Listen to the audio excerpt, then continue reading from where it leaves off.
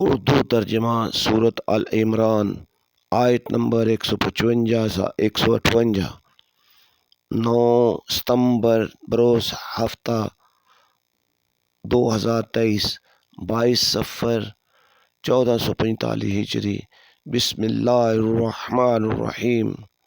بے شک جو لوگ تم میں سے اس دن بھاگ کھڑے ہوئے تھے جب دونوں فوجیں آپس میں گتھا ہو گئی تھیں، تو انہیں محض شیطان نے پھسلا دیا تھا ان کے کسی عمل کے باعث جس کے وہ مرکب ہوئے۔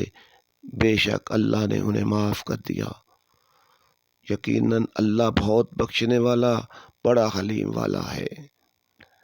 اے ایمان والو، تم ان کافروں کی طرح نہ ہو جاؤ جو اپنے ان بھائیوں کے بارے میں یہ کہتے ہیں جو کہیں سفر پر گئے ہوں یا جہاد کر رہے ہوں اور وہاں مر جائیں کہ اگر وہ ہمارے پاس ہوتے تو نہ مرتے نہ قتل کیے جاتے، تاکہ اللہ اس گمان کو اس کے دلوں میں حسرت بنائے رکھے، اور اللہ ہی زندہ رکھتا ہے اور اللہ ہی مارتا ہے، اور اللہ تمہارے اعمال خوب دیکھ رہا ہے۔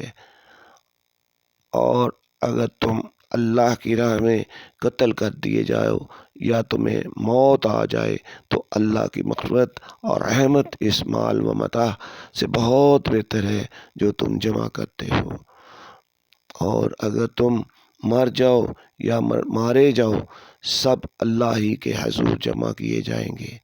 اے حبیب والا صفات، بس اللہ کی کیسی رحمت ہے کہ اب ان کے لیے نرم طبع ہے، اور اگر آپ تندخو سخت دل ہوتے تو اللہ آپ کے گرد سے جٹ کر بھاگ جاتے۔ سو آپ ان سے درگزر فرمایا کریں اور ان کے لیے بخشش مانگا کریں، اور اہم کاموں میں ان سے مشورہ کیا کریں۔ پھر جب اللہ پر پختہ ارادہ کر لیں تو اللہ پر بھروسہ کیا کریں۔ بے شک اللہ توکل والوں سے محبت کرتا ہے۔ میری دعا ہے کہ اللہ پاک آپ کو اور آپ کے اہل خانہ کو صحت والی زندگی عطا فرمائے۔ آمین یا رب العالمین۔ آپ کی دعاؤں کا طلبگار۔